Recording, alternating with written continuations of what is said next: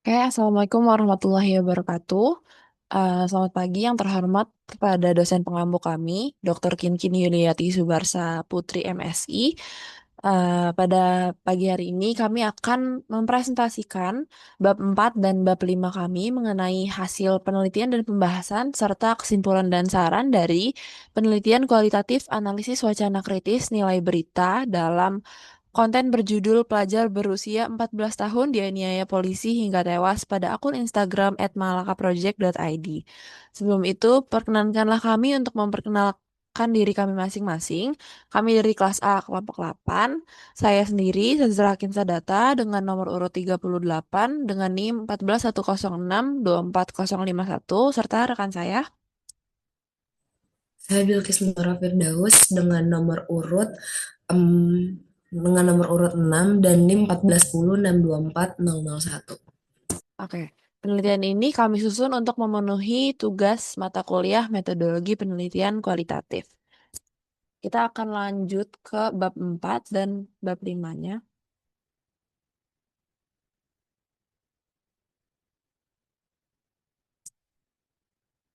Oke. Pada bagian pertama, kita membahas gambaran umum dari objek penelitian kami.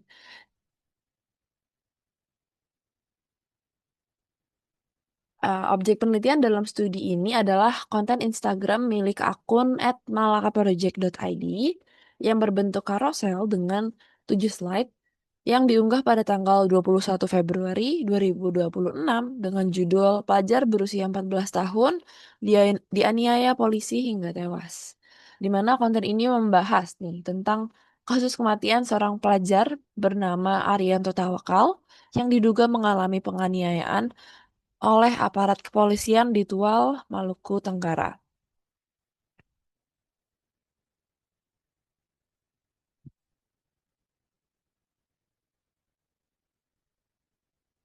Profil akun @malaka Project juga merupakan salah satu media digital alternatif yang aktif menyampaikan isu sosial, politik, dan juga hak asasi manusia melalui platform Instagramnya. Berbeda dengan media arus utama, akun ini sering menampilkan konten yang bersifat advokatif dan kritis terhadap kebijakan atau tindakan institusi negara ini.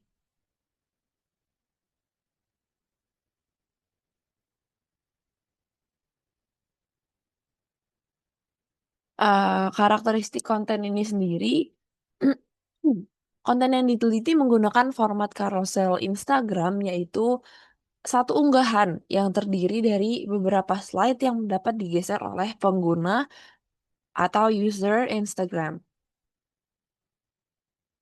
Format ini memungkinkan penyampaian informasi secara bertahap nih. Biasanya slide pertama itu berfungsi sebagai scroll stopper atau misalnya cover. Atau misalnya kalau dalam video itu seperti hook 3 detik pertama. Nah, slide tengah itu berisi kronologi atau informasi tambahannya. Dan slide terakhir berisi kesimpulan atau ajakan, tindakan atau eh, bagaimana cara kreator mengajak audiens untuk ikut dalam apa yang disimpulkan oleh kreator itu dalam satu postingan. Nah, dalam konten yang diteliti, struktur narasi mengikuti pola framing yang jelas. Slide awal mendefinisikan masalah, kemudian slide tengah memperlihatkan kronologinya seperti apa, serta respons institusi, dan slide terakhir berisi pernyataan advokasi yang menuntut pertanggungjawaban hukum. Dengan demikian, konten ini tidak hanya berfungsi sebagai penyampai informasi saja, tetapi juga sebagai alat untuk membangun argumen moral kepada audiens atau pengguna Instagram yang melihat konten atau postingan tersebut.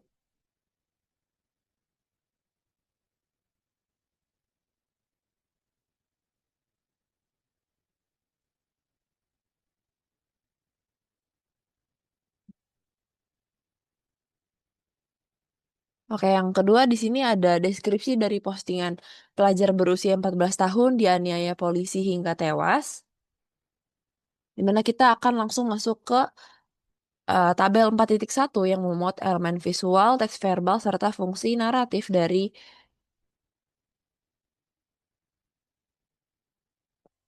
setiap slide dalam keseluruhan struktur wacana konten ini. Di slide pertama, elemen visualnya merupakan kolase dua foto hitam putih berisikan seorang anggota BRIMOB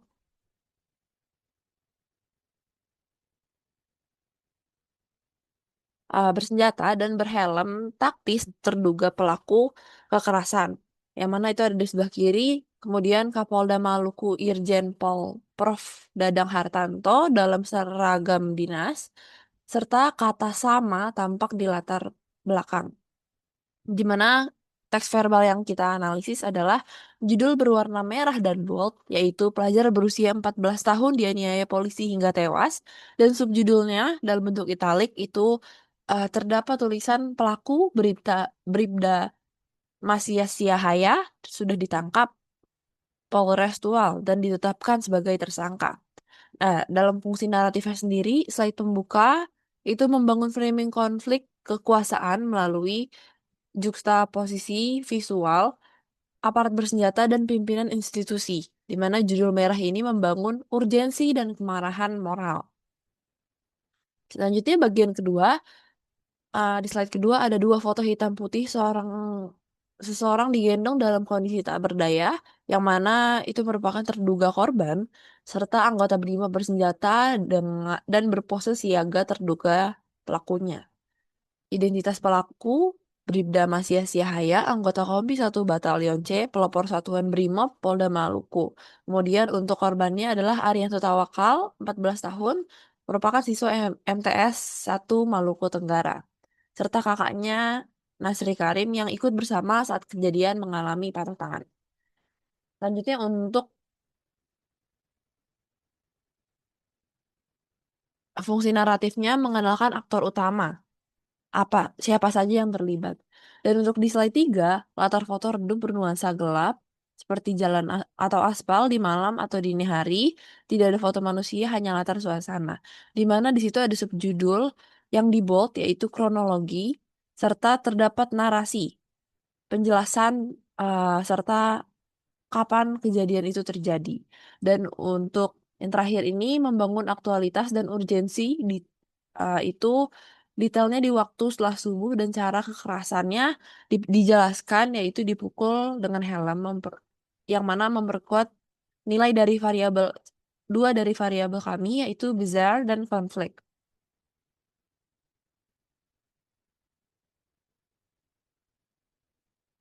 Oke, selanjutnya untuk di slide keempat ada foto Kapolda Maluku Irjen Pol Prof. Dadang Hartanto dengan seragam dinas di hadapan backdrop institusi. Di mana pada slide ini mengutip apa sih yang disampaikan oleh Kapolda Maluku tersebut, di mana menghadirkan respons resmi institusi melalui figur tertinggi di tingkat daerah. Selanjutnya di slide kelima, ilustrasi siluet hitam sosok manusia tanpa identitas di atas latar krem atau coklat, tidak ada wajah, tidak ada atribut identitas, di mana sebanyak 14 orang sudah dimintai keterangan, termasuk saksi dari kepolisian dan saksi lain terkait peristiwa tersebut. Selain proses pidana, Bribda Masih Siahaya juga akan menjalani dugaan pelanggaran disiplin dan kode etik oleh Propam Polda Maluku. Di sini eh, memperkuat anonimitas dan ketidakberdayaan korban. Teks memperlihatkan kesenjangan nih antara beratnya tindakan dan ringannya respon institusional, hanya proses etik dan disiplin. Jadi narasi dalam konten ini menganggap bahwa apa yang disampaikan oleh institusi tersebut hanya sebagai formalitas dan proses kode etik dari kepolisian. Namun tidak ada empati dan uh, kepedulian terhadap korban yang tidak berdaya. Lanjutnya di slide 6 ada foto Kadif Humas Polri Irjen Pol Joni Edison di podium konferensi pers dan latarnya bertuliskan Aspolri.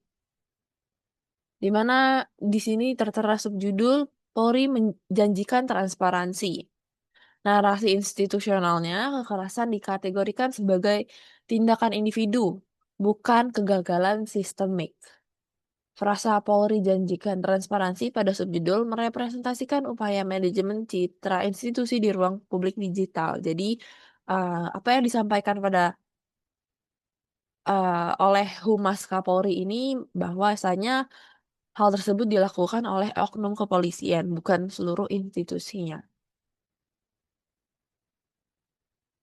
Selanjutnya di slide terakhir, terdapat latar hitam penuh tanpa elemen visual, hanya teks putih di tengah layar, di mana teks tersebut tertera keluarga korban harus mendapatkan keadilan. Pihak kepolisian harus bertanggung jawab menghukum pelaku seberat-beratnya. Slide penutup ini bersifat advokasi eksplisit, tanda seru dan diksi imperatif harus yang diulang 2 kali menunjukkan posisi editorial @malakaproject.id yang berpihak pada tuntutan keadilan sipil, bukan sekadar penyampai informasi yang netral.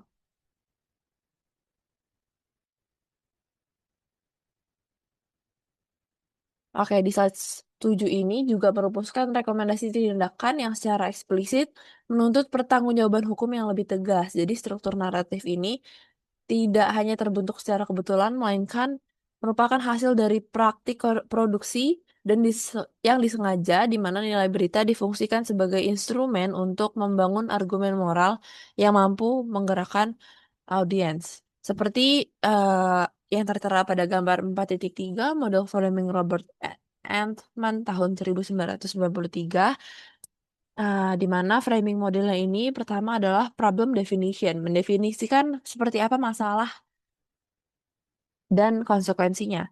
Kemudian dilanjut oleh causal interpretation, interpretasi kasual yang mengidentifikasi penyebab atau aktor yang bertanggung jawab. Siapa saja yang terlibat. Kemudian masuk ke moral evaluation, penilaian moral yaitu mengevaluasi tindakan berdasarkan norma yang ada, norma-norma untuk moral itu sendiri. Dan yang terakhir adalah treatment recommendation, yaitu menawarkan solusi atau saran untuk perbaikan agar masalah ini dapat diselesaikan. Mungkin selanjutnya adalah hasil penelitian analisis berita dalam konten.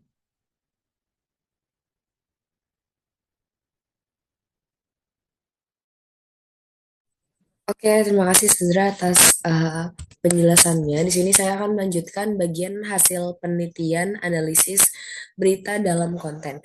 Jadi di sini kita akan menganalisis tekstual terhadap konten yang sebelumnya udah dipaparkan oleh Sandra, kontennya konten apa. Nah, jadi analisis ini seperti yang udah kita rencanakan di table operasionalisasi konsep, kita memakai konsep dari The Floor pada tahun 2010, di mana di sini dimensi news value itu memiliki uh, sorry, variabel news value mempunyai 7 dimensi utama, yaitu impact, proximity, timeliness, prominence, conflict, currency, dan bizarre. Jadi dari 7 dimensi yang ada ini, uraian kita susun secara deskriptif analitis dengan merujuk secara konsisten pada elemen-elemen konkret yang bisa diidentifikasi dari teks, verbal, visual, tipografi, serta caption pada masing-masing slide yang ada. Nah, jadi di sini ada table 4.2, boleh tolong di-scroll sedikit. Ya, jadi di table 4.2 ini menggambarkan matriks distribusi nilai berita pada objek penelitian, di mana di sini terdapat 7 slide yang kita analisis, dan di sini penjelasannya adalah untuk dimensi yang pertama yaitu impact dengan jumlah slide yang membahas soal aspek ini ada 7.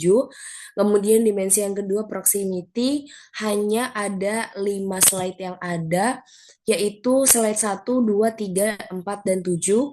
Untuk dimensi timeliness hanya ada 4 slide yang membahas dimensi ini, yaitu di slide 3, 4, 5, dan 6. Yang kemudian ada dimensi prominence, di mana di sini hanya terdapat 5 slide yang relevan dengan dimensi ini, yaitu 1, 2, 4, 5, dan 6.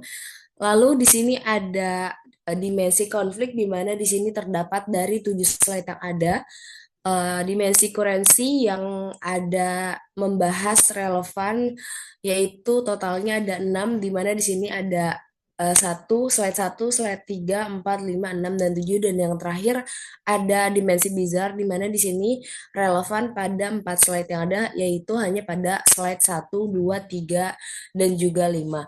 Di mana di sini dengan catatan untuk slide 4 dari dimensi proximity di sini hadir secara implisit atau parsial dan yang lainnya hadir secara eksplisit.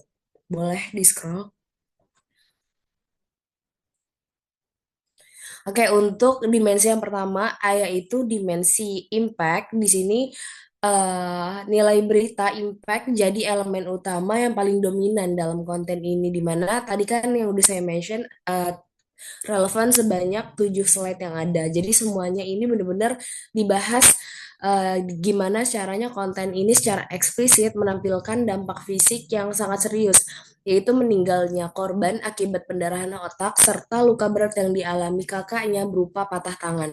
Nah, dampak ini tuh disampaikan secara kronologis ya, yang cukup rinci sehingga audiens bisa dengan jelas memahami kalau misalnya peristiwa ini bukan kejadian biasa, tapi suatu kejadian yang memang benar-benar fatal. Tapi selain dampak individu yang diberikan, konten ini juga memperluas maknanya ke level sosial, di mana peristiwa ini dikaitkan dengan isu yang lebih besar, yaitu kekerasan aparat dan ketidakadilan dalam penegakan hukum. Nah, makanya dengan cara ini, audiens bisa melihat ke soal kasus ini bukan cuma sebagai tragedi personal yang mengarah kepada korban, tetapi bisa menjadi suatu masalah struktural yang dampaknya itu lebih luas di masyarakat umum. Jadi nilai impact di sini bekerja dalam dua lapis, yaitu yang pertama menyentuh emosi melalui penderitaan korban, dan yang kedua membangun kesadaran bahwa peristiwa ini punya implikasi sosial yang lebih besar dari dugaan awalnya. Yang kedua di sini ada dimensi nilai berita proximity, yaitu nilai kedekatan.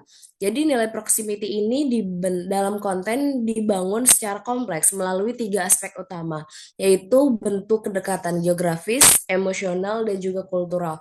Kalau misal kita lihat dari pendekatan geografis, konten ini nyebutin lokasi secara spesifik, seperti yang disebutin di dalam slide 3, yaitu Jalan RSUD Maren Haji Nobo Remuat, Desa Piditan, Kecamatan Pulau Dula Utara, Kota Tual, Maluku. Nah, jadi di talang konkret ini benar-benar seperti menyentuh kehidupan sehari-hari audiens secara nyata. Terus yang kemudian ada kedekatan emosional, ini dibangun melalui penyebutan identitas korban. Korban disebut sebagai pelajar berusia 14 tahun dan siswa MTSN. Identitas ini yang benar-benar melekat pada korban sehingga uh, asosiasinya oleh audiens ini bisa dikatakan sebagai anaknya atau adiknya atau teman sebayanya, sehingga bisa memicu empati yang tinggi. Sementara itu untuk kedekatan kultural religius muncul dari penyebutan kalau misalnya kejadian ini tuh terjadi setelah sholat subuh, di mana di sini ini tuh kaitannya dekat dengan nilai moral dan juga spiritual yang dekat dengan kehidupan masyarakat Indonesia, yaitu ibadah salah satu umat beragama di Indonesia. Makanya hal ini tuh memperkuat kesan kalau misalnya peristiwa ini tuh terjadi dalam konteks yang seharusnya kita ngerasa aman untuk ibadah, tapi malah kita merasa jadinya tuh nggak aman. Jadinya sehingga bisa menambah intensitas emosional pada audiens. Terus untuk nilai berita yang ketiga, boleh di-scroll. Berita yang ketiga yaitu ada timeliness atau aktualitas dalam konten. Nah, ini tuh terlihat jelas pada 4 slide, yaitu slide 3, 4, 5, dan 6, yang ada eh pokoknya slide ini tuh menunjukkan kalau misalnya kedekatan waktu antar peristiwa dan publikasi konten, yaitu kejadiannya itu terjadi cuman berselang 2 hari aja. Konten diunggah pada tanggal 21 Februari, 2 hari setelah peristiwa terjadi di tanggal 19 Februari 2026 kemarin. Jadi jarak waktunya cuma 2 hari, di mana di sini eh, nunjukin kalau misalnya konten ini tuh benar-benar aktual. Nggak cuma ditunjukin dari misalnya waktu unggah yang benar-benar tepat, tetapi konten ini juga memuat susunan kronologi kejadian secara detail dengan mencantumkan tanggal dan urutan peristiwa sehingga audiens bisa mengikuti peristiwa ini secara runtut. Selain itu, konten ini juga memasukkan update terbaru seperti penetapan tersangka, proses hukum, serta pernyataan dari pihak kepolisian. Sehingga timeliness di sini berfungsi untuk menjaga relevansi konten sekaligus memperkuat urgensi isu yang dibahas sehingga audiens ini bisa merasa kalau misalnya kasus ini masih berlangsung up to date dan mereka merasa dekat dengan kasus ini. Mungkin untuk di masa selanjutnya bisa dilanjutkan oleh Sazra. Oke, selanjutnya kita akan masuk nilai berita keempat, yaitu prominence atau ketokohan dalam konten. Siapa saja yang terlibat dan teridentifikasi, di mana dalam nilai berita prominence ini teridentifikasi pada 5 slide, 1, 2, 4, 5, dan 6, dan dikonstruksi melalui 3 lapis kehadiran aktor dengan tingkat keterdedahan publik yang berbeda. Di mana lapis pertama ini terlihat pada identitas institusional pelaku.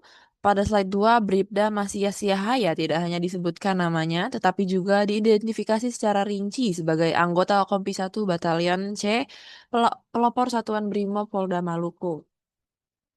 Penyebutan struktur institusional ini nggak hanya sebagai individunya aja, melainkan adanya penekanan sebagai bagian dari institusi dengan kewenangan negara. Kemudian lapis kedua tampak pada kehadiran figur dengan kewenangan tinggi juga. Di slide 4 menampilkan Irjen Pol Prof. Dadang Hartanto selaku Kapolda Maluku yang menyampaikan permohonan maaf secara terbuka.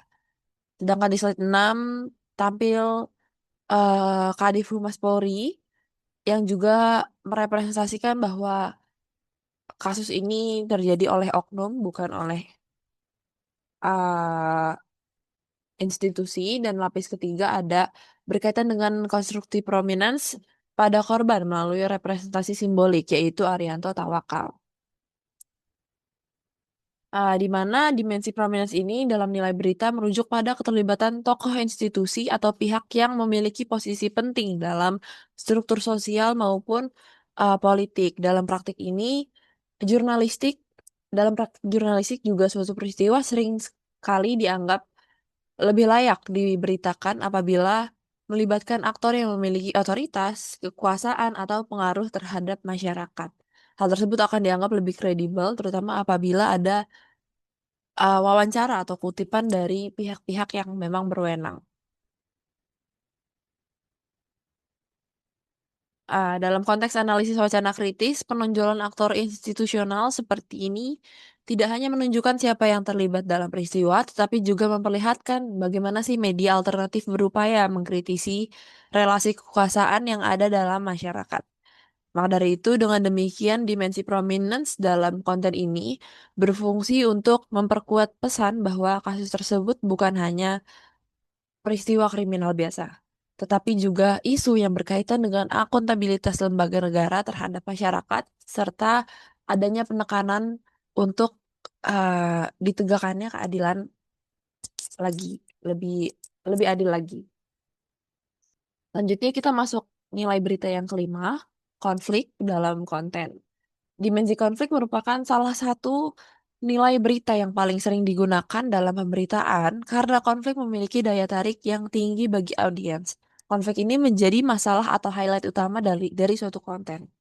Biasanya, konflik muncul dalam bentuk pertentangan antar dua pihak, baik individu maupun kelompok yang memiliki kepentingan atau posisi yang berbeda. Nah, nilai berita konflik merupakan dimensi yang hadir pada seluruh 7 slide tanpa pengecualian. Sama seperti dimensi impact tadi yang sebelumnya dijelaskan oleh rekan saya, dalam ni- nilai berita konflik ini juga muncul dalam 7 slide. Sehingga ini juga menjadi elemen paling mendasar dalam pembentukan struktur wacana konten ini. Konflik tidak ditampilkan dalam satu bentuk saja, melainkan berlapis dan saling terkait. Di mana level pertama itu terlihat pada konflik fisik yang memperlihatkan ketimpangan kekuasaan. Kemudian level kedua berkaitan dengan konflik narasi antar pihak institusional dan perspektif sipil. Dan level ketiga berkaitan dengan konflik nilai antara keadilan dan impunitas.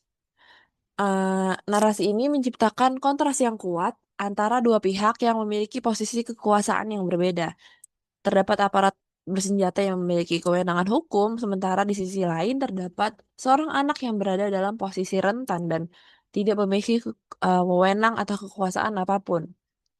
Konflik tersebut juga diperkuat nih melalui cara penyajian kronologi kejadian dalam beberapa slide yang menampilkan dugaan tindakan kekerasan yang dilakukan oleh aparat. Penyajian kronologi ini membangun alur cerita yang memperlihatkan eskalasi konflik dari awal kejadian hingga dampak yang dialami oleh korban. Dalam perspektif analisis wacana kritis, konflik yang ditampilkan dalam konten tersebut tidak hanya berfungsi sebagai unsur dramatik saja, tetapi juga sebagai sarana untuk mengkritisi eee, mengkritisi ketimpangan kekuasaan yang ada dalam masyarakat dengan menonjolkan konflik antara aparat negara dan warga sipil. Konten ini berupaya membangun kesadaran publik bahwa sangat penting untuk memerhatikan pengawasan terhadap kekuasaan dari negara agar keadilan tetap berjalan dengan baik. Selanjutnya di nilai berita keenam yaitu currency atau keterkaitan dengan isu terkini dalam konten. Dimensi currency teridentifikasi pada 6 slide, yaitu 1, 3, 4, 5, 6, dan 7, dan bekerja melalui 3 strategi yang mengaitkan peristiwa ini dengan wacana sosiopolitik yang lebih luas. Di mana strategi pertama terlihat pada pengaitan peristiwa dengan isu kekerasan aparat yang telah lebih dulu berkembang di ruang publik. Strategi kedua berkaitan dengan konstruksi pola yang berulang, yang mana caption yang berbunyi tidak bisa berhenti di penangkapan dan status tersangka pidana mengandung asumsi bahwa audiens telah memiliki pengalaman kolektif terhadap penanganan kasus yang serupa. Jadi pernyataan ini juga tidak hanya merujuk pada satu peristiwa saja, melainkan konstruksi pola yang berulang. Selanjutnya, strategi ketiga tampak pada penggunaan diksi yang relevan dengan wacana publik digital, yaitu caption oleh akun Irwan Difery yang berbunyi "Rest in Power, Arianto Tawakal". Menggunakan frasa "Rest in Power" yang dalam praktik komunikasi digital sering sekali dikaitkan dengan penghormatan terhadap korban yang meninggal dunia dalam konteks ketidakadilan. Penggunaan frasa ini menempatkan peristiwa kematian Arianto Tawakal tidak hanya sebagai tra- tragedi personal, tapi juga sebagai bagian dari narasi yang lebih luas mengenai keadilan sosial.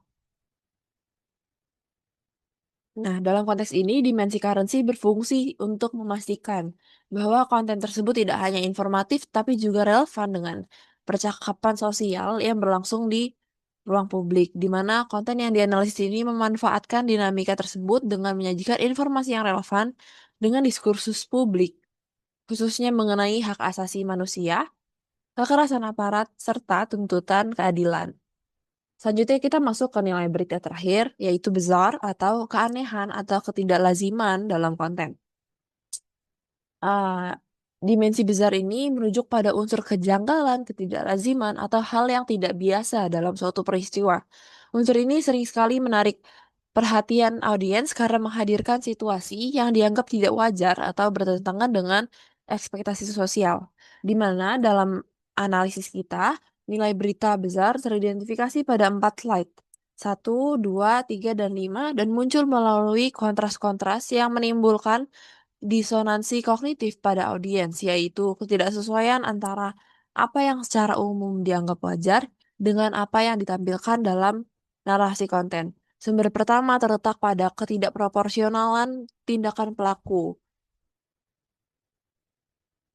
Sumber kedua berkaitan dengan paradoks alat yang digunakan, yang mana helm yang secara umum berfungsi sebagai alat pelindung kepala justru digunakan sebagai sarana untuk melakukan kekerasan.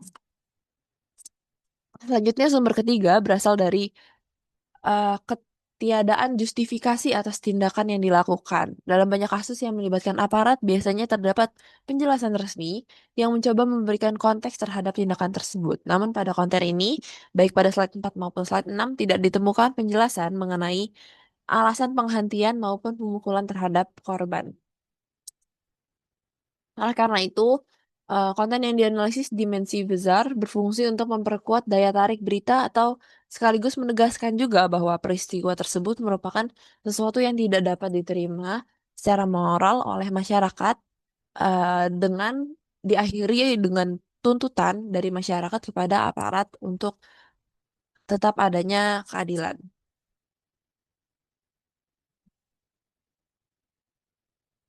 Mungkin selanjutnya kita akan masuk ke bagian pembahasan yang akan dijelaskan oleh rekan saya.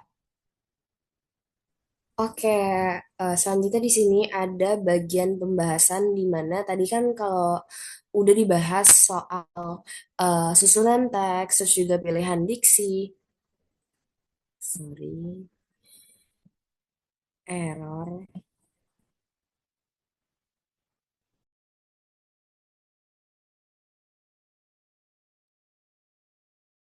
Ih, kok dia gini? Ini tampilannya apa? Produk gitu, subscription.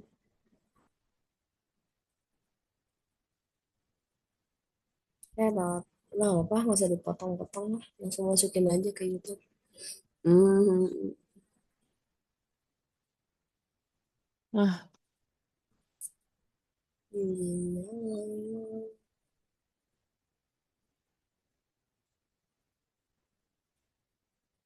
maksudnya itu Zoom udah nggak premium. Dah, ini kan? Waduh, remaining time. Iya kan? Gimana sih? Ntar kita lanjut lagi, Kak. Gimana? Iya boleh. Ini ya. Lanjut, lanjut. Ya, atasnya, atasnya. Oke, oke. Selanjutnya di sini ada pembahasan di mana kalau subbab sebelumnya udah nunjukin gimana susunan teks, pilihan diksi, terus juga komposisi visual itu nggak bisa berdiri sendiri, melainkan saling terikat, saling terkait dan membentuk arah makna tertentu. Nah, makanya cara peristiwa ini ditampilkan, bagian mana yang ditonjolkan, serta gimana sih respon yang dihadirkan memperlihatkan adanya kecenderungan dalam pengonstruksian wacana yang tidak bisa dipahami hanya dari permukaan teks. Makanya di sini di subbab pembahasan kami menggunakan pendekatan Norman Fairclough yang menggunakan tiga analisis yaitu teks, praktik diskursif dan juga praktik sosial di mana di sini artinya konten Instagram @malakaproject.id yang kami analisis bisa dipahami lebih dari sekadar informasi yang beredar di media sosial tetapi bisa dipandang sebagai praktik sosial yang membentuk makna dan juga relasi kekuasaan. Boleh di-scroll.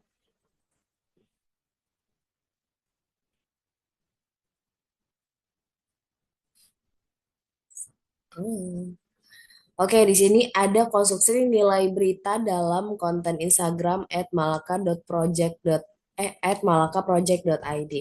Di mana di sini konstruksi nilai berita terbagi dari 4 tahap yang itu yang pertama adalah problem definition atau definisi masalah, di mana fungsi ini dibangun terutama melalui nilai berita konflik dan juga impact.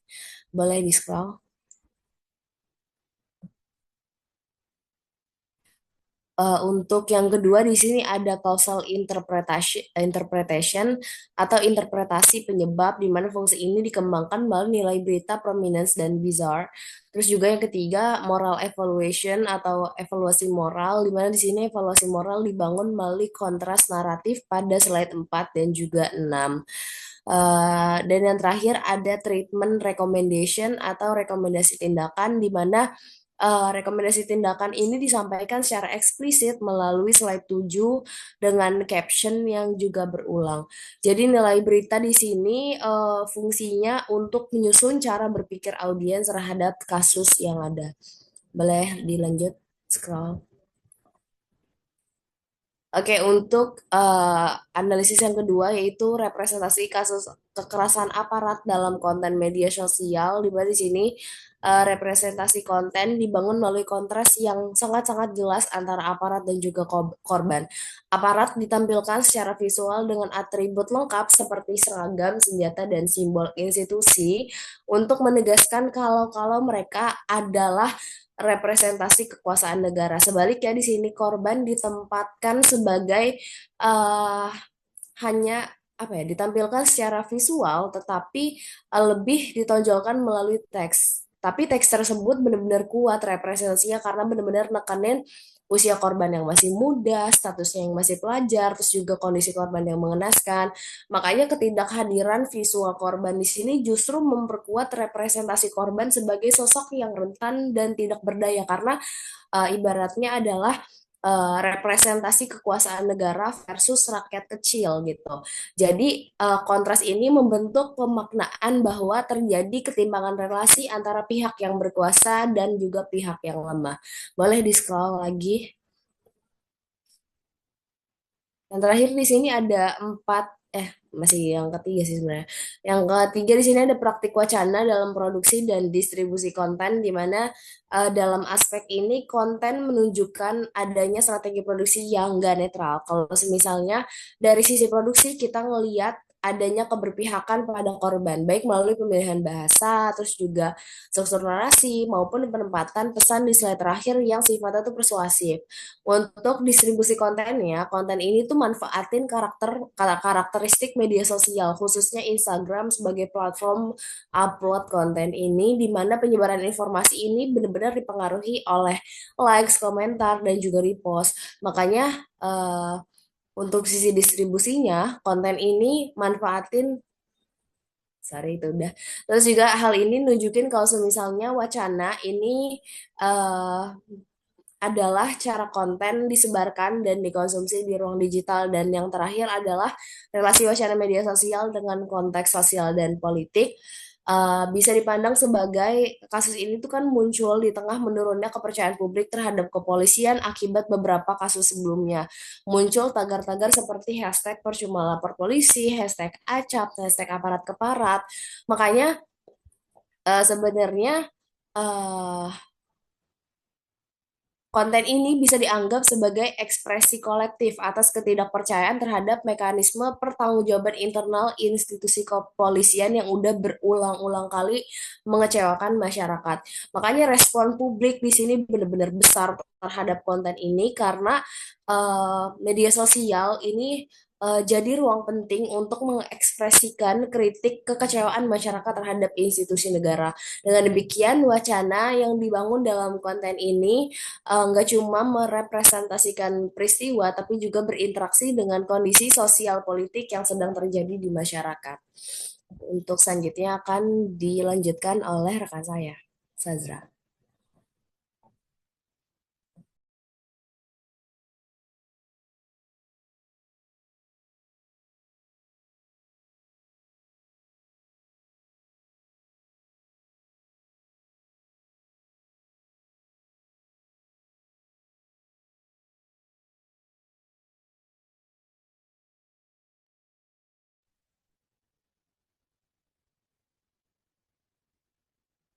Oke, selanjutnya kita masuk ke terima kasih, Bilqis. Selanjutnya kita masuk ke keabsahan data, di mana dibagi jadi tiga, yaitu ketekunan pengamatan atau persistent observation, triangulasi data, dan triangulasi sumber.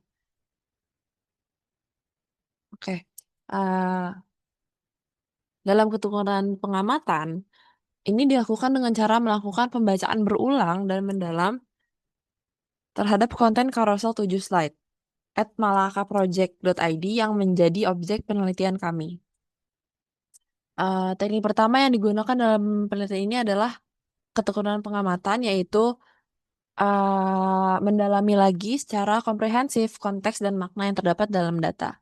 Dalam penelitian ini, ketekunan pengamatan dilakukan dengan menganalisis setiap slide dalam konten carousel Instagram yang menjadi objek penelitian, di mana peneliti tidak hanya memperhatikan isi teks, tetapi juga Memperhatikan elemen visual, tata letak, penggunaan warna, serta caption yang menyertai unggahan tersebut.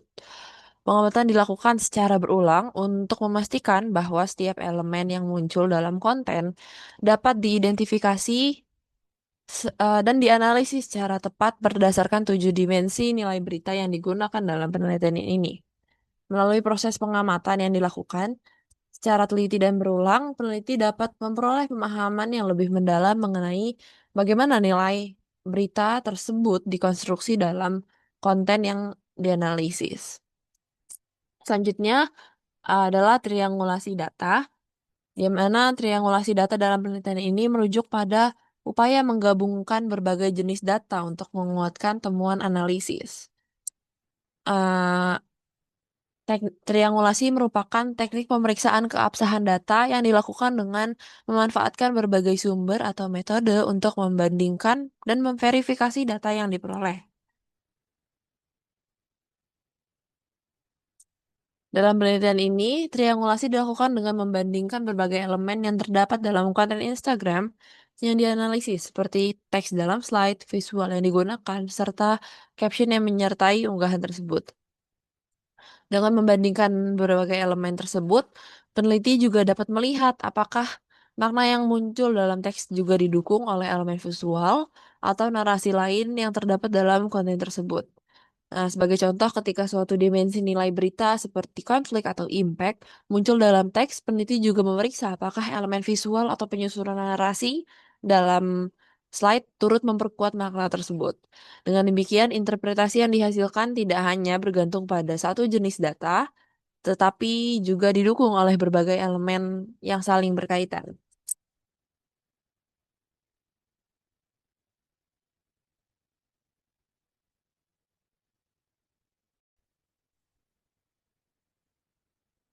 Baik, setelah sebelumnya kita membahas mengenai triangulasi data, sekarang kita akan masuk ke triangulasi sumber.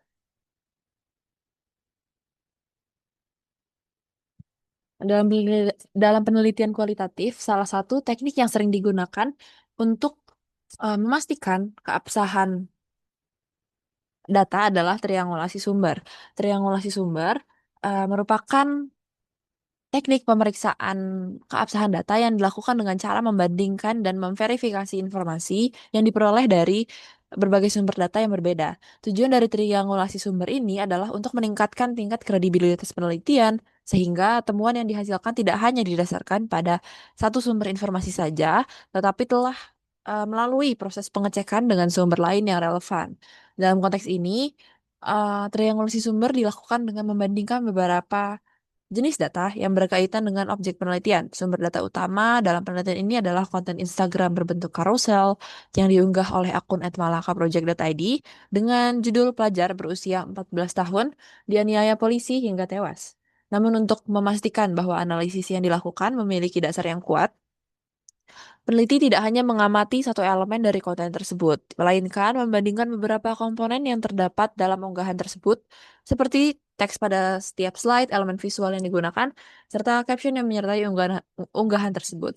Selain itu juga, peneliti juga memperhatikan konteks informasi yang muncul dalam konten, dengan membandingkannya dengan informasi yang berkembang di ruang publik, seperti pemberitaan media atau diskursus yang muncul di media sosial terkait kasus tersebut.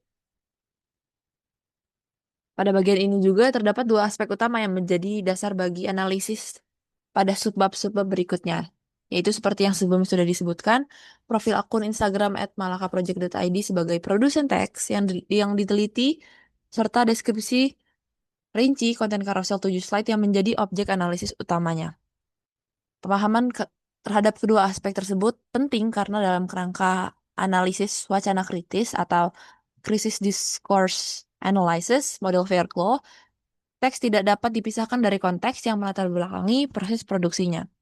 Fairclough juga menyatakan bahwa setiap teks merupakan hasil dari praktik wacana yang melibatkan berbagai keputusan produksi yang bersifat sosial dan ideologis. Maka dari itu, dengan demikian pengetahuan mengenai pihak yang memproduksi teks, konteks kelembagaan yang melingkupinya, serta medium yang digunakan menjadi langkah awal yang penting sebelum analisis tekstual dilakukan.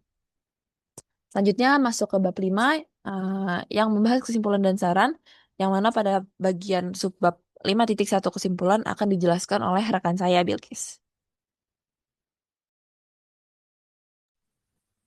Oke, terima kasih Sazra atas kesempatan yang telah diberikan. Selanjutnya di sini kita sudah memasuki bab terakhir, yaitu bab 5, di mana di sini kesimpulan yang kami dapatkan setelah menganalisis konten at malakaproject.id mengenai kasus penganiayaan pelajar di Maluku. Kami menyimpulkan bahwasanya konstruksi wacana yang dibangun merupakan sebuah tindakan diskursif yang terintegrasi secara utuh. Jadi pada dimensi teks, 7 dimensi news value yang kita ambil dari bukunya The Floor dan The Floor pada tahun 2010 bekerja sebagai standar pelaporan peristiwa sekaligus instrumen ideologis untuk memvalidasi penderitaan korban. Jadi dimulai dari dimensi konflik dan impact jadi pilar utama yang hadir secara konsisten di seluruh slide untuk membangun urgensi isu keadilan publik melalui kontras antara pejabat, antara aparat bersenjata dan korban yang tidak berdaya. Hal ini diperkuat dengan dimensi prominence yang menonjolkan identitas institusional pelaku serta dimensi bizarre yang memicu ketidaknyamanan kognitif audiens melalui detail fakta yang aneh. Melalui pemanfaatan dimensi proximity, currency, dan juga timelines, peristiwa ini nggak cuma jadi informasi geografis, tapi juga bisa jadi tekanan waktu yang menuntut perhatian kolektif dari masyarakat nasional. Nah, makanya kalau misalnya kita lihat secara keseluruhan, dimensi ini bantu untuk nunjukin kalau misalnya akun yang kami teliti secara aktif menggunakan teks sebagai instrumen wacana untuk menyoroti kegagalan pertanggungjawaban institusi. Kalau misalnya kita lihat dari level praktik wacana, penelitian ini nyimpulin kalau misalnya @malakaproject.id ini beroperasi sebagai produsen narasi tandingan yang menantang hegemoni informasi media arus utama dan narasi resmi pihak kepolisian. Nah, makanya strategi produksi dilakukan melalui keberpihakan ideologis yang eksplisit, di mana di sini visual, tipografi, terus juga diksi dalam tiap slide ini menempatkan advokasi secara terbuka. Nah, keputusan produksi ini didukung oleh struktur pembingkaian yang terencana, mulai dari pendefinisian masalah hingga perumusan rekomendasi tindakan yang menuntut pertanggungjawaban secara sistemik. Makanya produksi praktek distribusinya pun secara strategis ini manfaatin logika media sosial atau ya logika medsos untuk mengubah kemarahan publik jadi gerakan penyebaran kontra hegemoni yang masif. Jadi kontennya itu bisa didapatkan oleh masyarakat secara masif. Terus juga kalau misalnya kita melihat dari sudut pandang sosial kultural, boleh di scroll. Wacana ini merupakan manifestasi dari krisis kepercayaan publik terhadap institusi kepolisian di Indonesia yang telah terakumulasi dari banyaknya kejadian institusi ini. Nah, makanya narasi yang dibangun oleh akun @malkaproject.id bekerja sebagai wacana tandingan yang secara frontal nih, nolak penggunaan kekuasaan institusional dalam ngedefinisiin kasus sebagai sekedar tindakan individu, bukan tindakan dari institusi itu sendiri. Sebaliknya, konten ini merepresentasikan perjuangan hak asasi manusia melalui perang posisi di ruang digital untuk mengubah insiden hukum jadi isu yang sistemik. Makanya mekanisme komunikasi mandiri massal ini berhasil membangkitkan ingatan kolektif publik mengenai pola kejadian yang terus-terusan berulang di masyarakat. Nah, yang terakhir yang bisa kami sampaikan kalau misalnya penelitian ini tuh benar-benar menegaskan kalau penggunaan dimensi news value, penggunaan variabel news value dalam media alternatif uh, selain untuk menarik perhatian dari audiens juga untuk sebagai simbol bentuk perlawanan ideologis yang mengintegrasikan kekuatan strategi teks, keputusan produksi yang berpihak kepada masyarakat atau korban serta konteks sosial politik yang nuntut akuntabilitas kekuasaan di ruang digital. Untuk selanjutnya ada saran yang akan disampaikan oleh Sazra. Oke, selanjutnya kita masuk ke bagian 5.2 atau saran di mana uh, berdasarkan hasil penelitian yang telah dilakukan mengenai analisis nilai berita, dalam konten Instagram @malakaproject.id terdapat beberapa saran yang dapat disampaikan baik secara saran akademis maupun saran praktis. Pertama, bagi saran untuk penelitian selanjutnya atau saran akademis, bagi peneliti selanjutnya yang tertarik untuk mengkaji topik serupa, disarankan untuk memperluas objek penelitian yang dianalisis. Dalam penelitian ini, Analisis hanya difokuskan pada satu konten karusel yang terdiri dari 7 slide. Eh, oleh karena itu, penelitian berikutnya dapat mengkaji lebih banyak konten dari akun yang sama atau bahkan membandingkan dengan akun media alternatif lainnya. Dengan memperluas objek penelitian, peneliti dapat memperoleh gambaran yang lebih komprehensif lagi mengenai bagaimana nilai berita digunakan secara konsisten dalam produksi konten media sosial. Selain itu, penelitian selanjutnya juga dapat menggunakan pendekatan analisis yang lebih beragam, misalnya dengan mengombinasikan analisis wacana kritis dengan analisis framing atau analisis semiotika visual. Pendekatan tersebut dapat membantu menggali makna yang lebih dalam dari aspek visual, simbol, maupun strategi komunikasi yang digunakan dalam konten media digital. Penelitian berikutnya juga dapat menambahkan perspektif audiens, misalnya dengan melakukan wawancara atau survei terhadap pengikut akun tersebut. Hal ini penting untuk memahami bagaimana sih audiens menafsirkan konten yang disajikan dari akun @malakaproject.id, serta bagaimana konten tersebut mempengaruhi persepsi publik terhadap suatu isu global. Mungkin objek dari penelitian ini juga bisa diluas ke platform media sosial seperti X atau Twitter atau TikTok. Hal ini penting juga untuk mengungkap bagaimana logika medium yang berbeda membentuk konstruksi news values dan narasi kritis secara berbeda pula melalui karakteristik teknis masing-masing platform.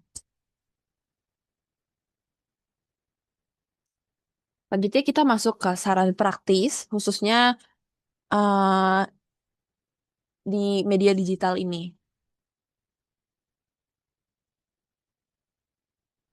Jadi bagi praktisi, mungkin kita masuk lagi ke ini di antara akademis dan praktis, di mana bagi praktisi media digital, khususnya yang bergerak di bidang jurnalisme alternatif atau aktivisme digital, penelitian ini menunjukkan bahwa pemilihan dan pengemasan nilai berita memiliki peran penting dalam membangun perhatian publik terhadap suatu isu.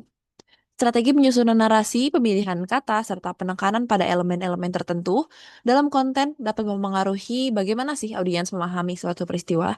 Oleh karena itu, praktisi media digital juga diharapkan dapat terus mengembangkan lagi strategi komunikasi yang tidak hanya informatif, tetapi juga mampu menyampaikan pesan secara jelas dan bertanggung jawab kepada publik. Selain itu, penting juga bagi media digital untuk tetap memperhatikan prinsip-prinsip etika komunikasi dalam menyampaikan informasi, terutama membahas isu yang sensitif seperti kekerasan, korban anak, ataupun konflik antara masyarakat dan aparat negara. Dengan memperhatikan aspek etika dan akurasi informasi, media digital dapat berperan sebagai ruang diskursus publik yang sehat dan konstruktif. Dari saran praktis ini, kita juga membagi ke media alternatif dan pembuat konten krisis, serta dari institusi publiknya sendiri. Bagi masyarakat sebagai pengguna media sosial, penelitian ini menunjukkan bahwa konten digital yang beredar di platform seperti Instagram tidak hanya sekedar menyampaikan informasi, tetapi juga dapat membentuk cara pandang publik terhadap suatu peristiwa. Oleh karena itu, masyarakat diharapkan dapat bersikap lebih kritis lagi dalam mengonsumsi informasi di media sosial. Pengguna media sosial perlu memahami bahwa setiap konten yang diproduksi oleh media memiliki sudut pandang dan cara framing tertentu dalam menyajikan realitas.